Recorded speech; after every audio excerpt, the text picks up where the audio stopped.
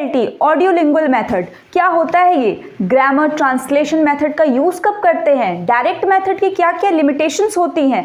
इन सभी क्वेश्चंस की complete information आपको इस वीडियो में मिलने वाली है। तो लर्नर्स, राजर्षि क्लासेस में आपका बहुत बहुत स्वागत है। मैं प्रिया आज आपके साथ मेथड्स ऑफ टीचिंग इंग्लिश, जिससे बार बार क्वेश्चंस रिपीटेड एग्जाम में आते हैं, उस टॉपिक को लेकर आज आपके साथ मैं डिस्कशन करने वाली हूं। तो अगर आप चैनल पर पहली बार विजिट कर रहे हैं तो आप देखेंगे चैनल के नीचे सब्सक्राइब बटन होगा, उसको दबा दीजिए, उसको प्रेस कर दीजिए और उसके बगल में बेल आइकन होगा ताकि हर वीडियो की नोटिफिकेशन आप तक सबसे पहले पहुंचे, उसको प्रेस कर दीजिए, ठीक है। और अगर आप वीडियो को पहली बार देख रहे हैं और अगर आपको ये वीडियो अच्छी लगे, इंफॉर्मेटिव लगे, तो आप वीडियो को लाइक ज़रूर कर दें और अपने अधिक से अधिक दोस्तों तक इस इंफॉर्मेशन को शेयर करें। तो मेथड्स ऑफ टीचिंग इंग्लिश, जैसा कि हम देखते हैं हमारे सामने कई सारे मेथड्स होते हैं। ग्रामर ट्रांसलेशन है, डायरेक्ट है, बट रेदर हम उनमें कंफ्यूज हो जाते हैं। जब एग्जाम में हम क्वेश्चंस देखते हैं तो क्वेश्चन को देखते ही हमारे दिमाग में कंफ्यूजन शुरू हो जाती है कि अरे तो ये वाले मेथड का था। तो हम कैसे उस कॉन्सेप्ट को बनाएं कि जो मेथड है हमारे, जैसे हम यहाँ पे टोटल 8 मेथड्स को यहाँ पर देखने वाले हैं जो बहुत ही इंपॉर्टेंट है। तो वीडियो को लास्ट तक ज़रूर देखिएगा। आपके पेपर में इससे हर पेपर में इंग्लिश पेडागोजी और एज हिंदी में इसी का हिंदी आपको लिखा हुआ रहेगा। तो अगर आप, चूंकि सेशन आपका बाइलिंगुअल रहेगा, तो आपको ये हिंदी में भी एज इट इज काम करने वाला है। तो बहुत ही ध्यान से उसको समझिए, फोकस्ड होकर पढ़िए। आप इसको यहाँ से पूरे कॉन्सेप्ट को समझकर, और आई होप कि अगर आप थोड़ा सा कंसंट्रेट होंगे तो आप इसको याद भी यहीं पर कर लेंगे, ठीक है। अब देखिए, सबसे पहला जो हमारा मेथड है वो है व्याकरण अनुवाद विधि। तो पहले तो अपने दिमाग में एकदम बैठा लीजिए ग्रामर ट्रांसलेशन मेथड। ग्रामर मतलब होता है, आप जानते हैं ग्रामर का मतलब, ट्रांसलेशन का मतलब जो बचपन में हम लोग करते थे, ट्रांसलेट करते थे ना, अनुवाद करना, और विधि। तो आप सबसे पहले ये जानिए कि ये विधि सबसे पुरानी है, ओल्डेस्ट मेथड ऑफ टीचिंग है, ठीक है। जैसे राम स्कूल जाता है, राम गोज टू स्कूल, हुआ ना कि हम हिंदी लिखे फिर इंग्लिश, बच्चे को उसको रटवा रहे हैं। तो ये है आपका ग्रामर ट्रांसलेशन मेथड, जिसको व्याकरण अनुवाद विधि कहते हैं। इसका एक और अन्य नाम है जिसको हम कहते हैं ट्रेडिशनल मेथड। ट्रेडिशनल मतलब पुराना, परंपरागत। तो इसको हम क्लासिकल मेथड भी कहते हैं या ट्रेडिशनल मेथड। क्वेश्चन आता है यहाँ से, classical method of teaching is, तो आपको आंसर यही लगाना है। जी हाँ, इतना इजी भी आता है क्वेश्चन, तो आपको पता होना चाहिए। तो याद रखिए, grammar translation method is also called classical method और ट्रेडिशनल मेथड। उसके साथ ही ओल्डेस्ट मेथड ऑफ टीचिंग भी इसको हम कहते हैं। किसको? व्याकरण अनुवाद विधि को, ठीक। Use of mother tongue with little use of target language. Target language या एम लैंग्वेज जो हमको सीखना है। अब मान लीजिए हमारे यहाँ हम मैक्सिमम इंग्लिश सीखते हैं, या आप किसी दूसरे कंट्री में हैं, तो आप जो लैंग्वेज आप सीखना चाहें, चाहे आप स्पेनिश, डच, मंडारिन, जो आपका मन है वो आपकी टारगेट लैंग्वेज है जो आपको सीखना है। हिंदी कुछ भी हो सकती है, मलयालम कुछ भी हो सकती है, ठीक है। मदर टंग जो आपकी मातृभाषा है, आप जिस रीजन में है, जो आपकी रीजनल भाषा है, तो मदर टंग का इसमें प्रॉपर यूज करना बताया जाता है बच्चे को, और उसके साथ थोड़ी थोड़ी आपको क्या किया जाता है, टारगेट लैंग्वेज का यूज करना बताया जाता है। एम्फेसिस ऑन कंटेंट एक्यूरेसी, ये जो है कंटेंट के ऊपर ज़्यादा फोकस करता है कि बच्चे को हम कितना अधिक से अधिक शब्दों के भंडारण से क्या कर दें, भर दें। मतलब वोकैबुलरी पे ये बेस्ड होता है। वोकैबुलरी इसमें बहुत ज़्यादा मतलब बताई जाती है, शब्दार्थ बता दिया जाता है कि आपके पास ज्ञान तो है लेकिन इसमें आप फ्लुएंसी नहीं। आप खुद सोचिए कि आपको बहुत सारे वर्ड्स के मीनिंग पता है लेकिन आप उसको यूज़ नहीं कर पा रहे हैं। क्यों? क्योंकि आपको तो वर्ड्स का यूज़ ही बताया गया, कंटेंट एक्यूरेसी ही कराई गई आपको। स्पोकन लैंग्वेज और नेचुरल स्पीच को इसमें इग्नोर किया जाता है। आपको बोलने का उतना मौका नहीं दिया जाता है, आपको सिर्फ कंटेंट के ऊपर फोकस किया जाता है। प्रोनाउंसिएशन के ऊपर कोई अटेंशन नहीं है। मोस्ट इंपॉर्टेंट ये आता है कि कौन सा ऐसा मेथड है जो प्रोनाउंसिएशन को इग्नोर करता है, अवॉइड करता है, उसके ऊपर लिटिल अटेंशन या नहीं देता है। तो वो कौन सा है? आपका ग्रामर ट्रांसलेशन मेथड, क्योंकि ये अनुवाद ही कराता है। आपको वर्ड मीनिंग बताएगा कि राम स्कूल जाता है, राम गोज टू स्कूल, बस उसके आगे कुछ भी नहीं। आप उसको यूज कहाँ कर पाएंगे? उस वर्ड को, उस चीज को, अगर आप टेंस भी पढ़ रहे हैं तो आप उसको कैसे यूज कर पाएंगे? तो यूज के ऊपर प्रोनाउंसिएशन बच्चे को बोलने का मौका नहीं दिया जाता है, सिर्फ उसको कंटेंट, वोकैबुलरी, एक्यूरेसी पर उसके फोकस किया जाता है। तो ये हमारे मेथड थे पहले, जिनका नाम है व्याकरण अनुवाद विधि। अब जो दूसरा तरीका है, दूसरा मेथड है, इसको हम प्रत्यक्ष विधि कहते हैं। क्या कहते हैं? प्रत्यक्ष विधि। इंग्लिश में इसको डायरेक्ट मेथड या नेचुरल मेथड कहते हैं। इसके अलावा रिफॉर्म्ड मेथड भी कहते हैं। रिफॉर्म्ड इसलिए कहते हैं क्योंकि जो इसकी कमियां हैं ना, जैसे आपने इसमें कमी देखी, प्रोनाउंसिएशन के ऊपर फोकस नहीं है, यूज नहीं करा रहा है, तो जो इसकी लिमिटेशंस है इसी के कारण डायरेक्ट मेथड इवॉल्व हुआ। मतलब डायरेक्ट मेथड क्यों आया? ग्रामर ट्रांसलेशन में हुई कमी के कारण डायरेक्ट मेथड को लाया गया कि भाई यहाँ मदर टंग बहुत ज़्यादा हो रहा है, बच्चा तो बोल ही नहीं पा रहा है, तो यहाँ पे ले आया गया कि जैसे बच्चे को हमको कोई कॉन्सेप्ट सिखाना है, बच्चे को हमको किसी भी चीज़ का कॉन्सेप्ट बताना है, बच्चे को हमको फोटोसिंथेसिस की प्रक्रिया बतानी है, तो पहले हम बच्चे को ऐसा नहीं करेंगे मदर टंग में बताएंगे कि देखो प्रकाश ऐसे होता है, सन से लेता है, ये करता है। हम उसको डायरेक्ट टारगेट लैंग्वेज में ही उस कॉन्सेप्ट को समझाएंगे। ठीक, टारगेट लैंग्वेज आपकी जो भी है, इंग्लिश है, हिंदी है, जो भी है, आप डायरेक्ट उसमें बच्चे को बताएंगे without the use of mother tongue. ठीक, मतलब जब आप इसमें डायरेक्ट टारगेट लैंग्वेज में इसका यूज करें तो आप मदर टंग को क्या करें? डिस्करेज कर रहे हैं कि बच्चे को मदर टंग को यूज नहीं करना, उसको डायरेक्ट इंग्लिश टू इंग्लिश में ही कन्वर्ट करना है। जो लैंग्वेज उसको सीखना है, उसको कॉन्सेप्ट हो गया, हर एक चीज हम डायरेक्टली उसी में करेंगे, तो ये आपका है डायरेक्ट मेथड।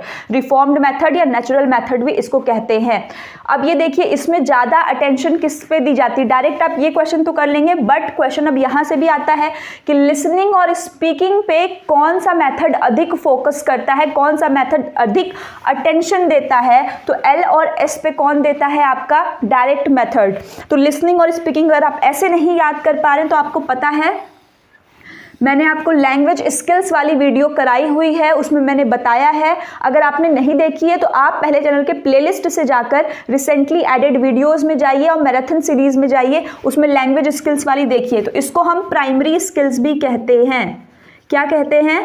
प्राइमरी स्किल्स भी कहते हैं। जबकि जो आपका रीडिंग और राइटिंग है उसको रेनफोर्समेंटल स्किल कहते हैं। तो आप ये भी कर सकते हैं, अगर आप दो बोलने की जगह प्राइमरी स्किल कह दें कि direct method give attention to primary skills, तो ये भी तो हमारा सही है। ठीक, लिसनिंग और स्पीकिंग को कौन देगा महत्व? डायरेक्ट मेथड देता है। तो ये कॉन्सेप्ट किसका है? प्रत्यक्ष विधि का ये कॉन्सेप्ट है। अब हम आते हैं doctor Michael West new method. Paper में ये क्वेश्चन, इसका जो सबसे इंपॉर्टेंट, जब आपके दिमाग में doctor Michael West new method आए तो हमेशा एक चीज यहां पर आपको याद रखनी है और वो ये है silent reading. Doctor Michael West को आपको हमेशा याद रखना है, किससे? साइलेंट रीडिंग से आपको याद करना है। ठीक है, डॉक्टर क्या करेंगे? साइलेंटली अपना काम कर देते हैं। ठीक है, ऑपरेशन करना है तो वो साइलेंटली कर देंगे, तो डॉक्टर से आपको याद रखना है silent. Doctor Michael West silent reading को प्रमोट करते हैं ये सबसे ज्यादा। ये जैसे पहला जो ग्रामर ट्रांसलेशन के अपोज में कौन सा मेथड बना? Direct method. अब डायरेक्ट मेथड में भी कमी देखी जाने लगी, तो इसके अपोज में कौन सा मेथड बना? डॉक्टर माइकल वेस्ट अपना लेकर आए डायरेक्ट मेथड के अगेंस्ट में, इसके खिलाफ में। इन्होंने साइलेंट रीडिंग के ऊपर सिर्फ और सिर्फ फोकस किया है। इन्होंने मदर यूज के जुडिशियस यूज को बताया है। मतलब ये है कि जहां पे जरूरत हो आपको, आप वहां पे मदर टंग यूज करिए बच्चे की, क्योंकि वो बच्चे के लिए क्या है? अच्छा है, बच्चा उसमें अधिक से अधिक चीजों को समझ सकता है। तो judicious use of mother tongue को किसमें प्रमोट किया गया है? डॉक्टर माइकल वेस्ट के मेथड में। इन्होंने साइलेंट रीडिंग को सबसे ज्यादा प्रमोट किया है, और यही आपसे क्वेश्चन पूछता है कि नेम द मेथड जो कि साइलेंट रीडिंग को प्रमोट करता है। और बाकी जो तीन हमारे चार हमने लैंग्वेज स्किल्स पढ़े हुए हैं, कौन कौन से हैं? लिसनिंग है, स्पीकिंग है, रीडिंग है और राइटिंग है। तो इसने सिर्फ और सिर्फ साइलेंट रीडिंग, इसको साइलेंट रीडिंग को क्या किया है? प्रमोट किया है। मौन पठन जो है हमारा, जो हम शांति से पढ़ते हैं, मुंह बंद करके पढ़ते हैं, ताकि अधिक से अधिक इसमें हम लैंग्वेज कवर कर पाते हैं, कंटेंट कवर कर पाते हैं, कंसंट्रेट कर पाते हैं। बाकी जो आपका लिसनिंग, स्पीकिंग और राइटिंग है, इसको ये क्या करता है? इग्नोर करता है। क्या कर रहा है? ये इग्नोर कर रहा है। तो ये मेथड कौन सा है? डॉक्टर माइकल वेस्ट का मेथड है। ये आपको याद रखना है कि लिसनिंग, स्पीकिंग और राइटिंग को इग्नोर करता है, बट रीडिंग, वो भी साइलेंट रीडिंग को प्रमोट कर रहा है। तो ये मेथड आपको तुरंत याद होना चाहिए कि डॉक्टर माइकल वेस्ट का न्यू मेथड है ये। आई होप कि आपको ये समझ में आया हो। अब इसके बाद फोर्थ हमारा है बाइलिंगुअल मेथड। बाइलिंगुअल का क्या मतलब होता है? बाई का मतलब होता है दो, लिंगुअल आपको मैंने बताया है लैंग्वेज जो है वहीं से है, आपका लैटिन भाषा के वर्ड लिंगुआ से मिलकर बना है, जिसका मतलब होता है स्पीच या फिर टंग। तो वही है लिंगुअल, दैट मीन्स जो आपकी भाषा है। बाइलिंगुअल मेथड और उसके साथ ही सैंडविच टेक्निक इसको कहते हैं। सैंडविच टेक्निक क्यों कहते हैं? क्योंकि दो भाषाएं इसमें हम प्रयोग करते हैं साथ ही साथ में। But the most important thing जो आपको याद करनी है, कि मदर टंग का यूज, और वो तो हम इसमें भी कर रहे थे, माइकल वेस्ट में भी, बट बाइलिंगुअल में हमेशा ये याद रखिएगा, पहले तो सैंडविच टेक्निक कहते हैं, दूसरा इसमें जो मदर टंग है आपकी, उसका यूज सिर्फ और सिर्फ टीचर ही करेगा, बच्चे नहीं करेंगे। टीचर को जब लगेगा कि नहीं बच्चे को नहीं समझ में आ रहा है कॉन्सेप्ट, तब वो उसका जो है थोड़ा हिंदी में समझा देगा, हाँ देखो ऐसे है, ऐसा है, ये है, बट बच्चे उसका यूज नहीं करेंगे। ये चीज याद रखिएगा। एजर्शन और रीजन वाले क्वेश्चन में ये क्वेश्चन खास तौर पे देता है, तो इस पॉइंट को याद रखिएगा। इसमें हम हेल्प लेते हैं, क्या लेते हैं? मदद लेते हैं, किसकी? एमटी की, मदर टंग की, टारगेट लैंग्वेज के साथ साथ। बट मदर टंग को यूज कौन कर सकता है? सिर्फ और सिर्फ कौन करेगा? टीचर करेगा, बच्चे नहीं करेंगे। डॉटसन द्वारा दी गई ये आपकी मेथड है, सीजे डॉटसन। ये भी काफी एक आध बार पूछा है कि बाइलिंगुअल मेथड किसने दिया है, तो ये सीजे डॉटसन का मेथड है, बाइलिंगुअल मेथड। अब हम आते हैं सीएलटी। पेपर में अब इससे काफी क्वेश्चन आ रहा है, सीएलटी देगा, पहले तो बच्चे कंफ्यूज है सीएलटी क्या है। तो सीएलटी की फुल फॉर्म होती है कम्युनिकेटिव लैंग्वेज टीचिंग।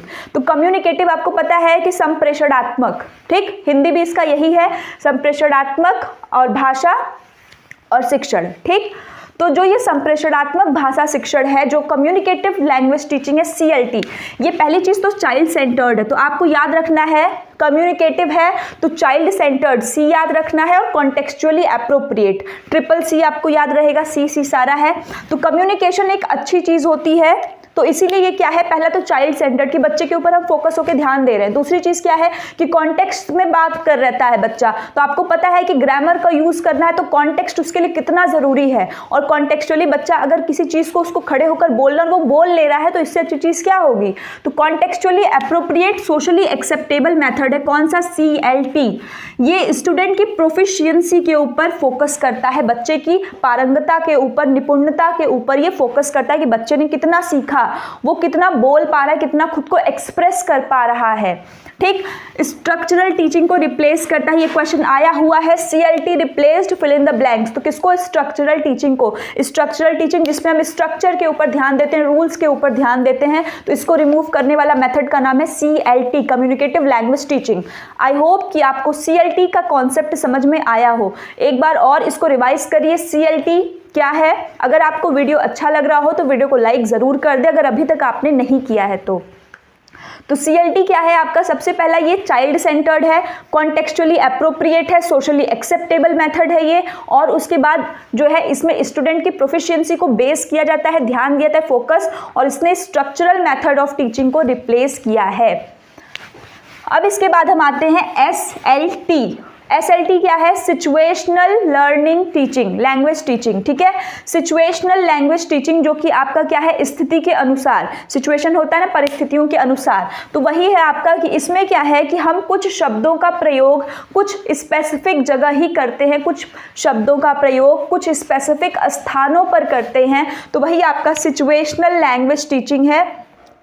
ये एक कॉन्टेक्सचुअल टीचिंग है, हर जगह आप इसका यूज नहीं करते हैं। कॉन्टेक्स्ट में जब उस वर्ड का यूज कर रहे हैं, आपके कोई वर्ड आया और उस वर्ड को आप कॉन्टेक्स्ट में यूज करके बता रहे हैं, that is your SLT, situational language teaching.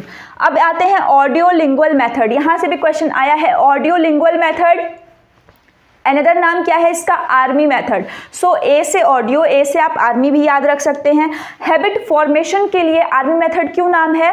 क्योंकि इसमें हैबिट फॉर्मेशन के ऊपर बहुत ही फोकस किया जाता है, जो आपकी हैबिट है उसको फॉर्म करने पे। तो जैसे आर्मी मैन जैसे करते हैं कि वो लोग ड्रिल प्रैक्टिस, एक पूरा परेड और भी कई तरीके डिसिप्लिन जो उनको सिखाया जाता है वो एक लगातार, तो इसमें पैटर्न, प्रैक्टिस और ड्रिल के ऊपर फोकस किया जाता है।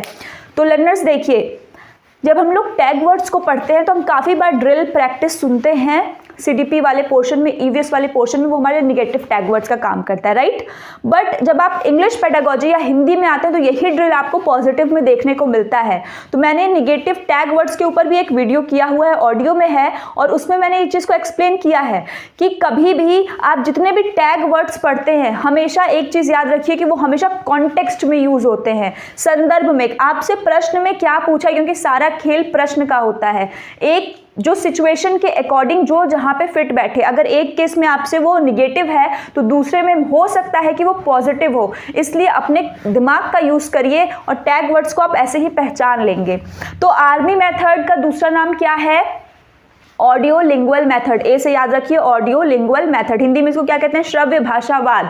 ठीक है, तो ऑडियो लिंगुअल मेथड जिसको आर्मी मेथड कहते हैं, किस लिए है? हैबिट फॉर्मेशन के लिए हम इसको यूज करते हैं, पैटर्न, प्रैक्टिस और ड्रिल। और इसका लैंग्वेज में भी लिमिटेड जो है यूज हम करते हैं, लिमिटेड चीजों के लिए इसका हम प्रयोग करते हैं। ठीक है, next is the natural approach of teaching English. अब कंफ्यूज मत होइएगा, अगर आपने अभी तक मतलब ध्यान दिया होगा तो आपको पता होगा कि जब आप यहाँ पे पढ़ रहे थे डायरेक्ट मेथड तो उसमें भी नेचुरल लिखा था, यहाँ भी नेचुरल है, but this is natural method और ये क्या है? इसका दूसरा नाम है नेचुरल, जबकि इसका नेचुरल अप्रोच मेथड ही है, नेचुरल अप्रोच दे देगा। तो यहाँ पे ये है टीचिंग इंग्लिश। क्वेश्चन आया हुआ है कि natural approach is associated with, fill in the blanks, आपको नाम दे दिया, तो कौन है? Tracy Terrell and Stephen Krashen. कौन है? Natural approach, natural approach is associated with, साथ में बोलिए, टेर्सी टेरल, स्टीफन क्रैशन। तो या तो आप क्रैशन और टेरल भी याद रखिए। ठीक है, तो नेचुरल अप्रोच किसके साथ संबंधित है? तो टीके के साथ संबंधित है, ट्रैशन, टेरल और क्रैशन के साथ। कौन सा? नेचुरल। नेचुरल अप्रोच किसके साथ है? ट्रैशन और कैरल के साथ संबंधित है। तो क्रैशन, स्टीफन क्रैशन, आपको कुछ याद आया? स्टीफन क्रैशन, अगर आपने स्टीफन क्रैशन के जो सेकेंड लैंग्वेज एक्विजिशन थियरी है, SLA थियरी है, वो अभी तक नहीं देखी है तो आप चैनल के प्लेलिस्ट से जाकर ज़रूर देखें। स्टीफन क्रैशन बार बार इंपॉर्टेंट टॉपिक्स में से हैं। स्टीफन ने जो है, यहाँ पर मैं आपको शॉर्ट में बता देती हूँ बट आप उस वीडियो को जाकर ज़रूर देखें। इन्होंने 5 हाइपोथेसिस दी है। इनका कहना है कि अगर बच्चे को एप्रोप्रिएट इन्वायरमेंट दिया जाए तो वो MT, mother tongue first language के साथ साथ सेकेंड लैंग्वेज को भी उसी तरीके से क्या कर सकता है? एक्वायर कर सकता है, लर्निंग नहीं, एक्वायर कर सकता है, अर्जित कर सकता है। 5 हाइपोथेसिस हैं इनके, उसको मैंने याद करने की ट्रिक भी आपको उसमें बताई है। कुछ नहीं, आप एम लिखे, एन और बीच में आई बना दीजिए। ठीक है, MNI, MNI, ये क्या है? आपका पहला स्टेप। वहाँ मैंने आपको लर्न भी करवाया है, क्या है? Acquisition learning hypothesis. ठीक है, अर्जन अधिगम। दूसरा M क्या हो जाएगा? मॉनिटरिंग, जो हम देख रेख करते हैं, हमको बैलेंस में करना है, बहुत इधर यूज नहीं उधर नहीं। I क्या है आपका? सबसे इंपॉर्टेंट, क्योंकि ये ब्रिज का काम कर रहा है ना, M और N के बीच में ब्रिज का काम कर रहा है। तो ये क्या है? इनपुट हाइपोथेसिस, जिससे बार बार क्वेश्चन आता है इसमें, कॉम्प्रिहेंसिबल इनपुट, कि बच्चे का जो लेवल है, अगर बच्चा अभी कहाँ है, बच्चा अभी यहाँ है, तो हम उसको बस +1 तक ही क्या करेंगे? आगे और पहुँचाएंगे। तो ये है कॉम्प्रिहेंसिबल इनपुट, कि उसके स्तर से ठीक एक ऊपर। फिर आपका A और आप आगे जाएंगे उसको देखेंगे, और फिर N आपका जो है नेचुरल ऑर्डर, और ये आपका इफेक्टिव फिल्टर हाइपोथेसिस। तो ये 5 MNI, ये ट्रिक से आप इसको याद रख सकते हैं। स्टीफन क्रैशन की थियरी है जो कि सेकंड लैंग्वेज एक्विजिशन से रिलेटेड है। तो अगर आपने वीडियो अभी तक नहीं देखी तो आप वहां से जाकर देखें, और अगर वीडियो आपको इन्फॉर्मेटिव लगी हो तो अधिक से अधिक शेयर करें। आई होप कि मेथड्स ऑफ टीचिंग के जितने भी आपके डाउट्स थे वो सारे डाउट्स क्लियर हो गए हो, और इसी के साथ जो है आप और भी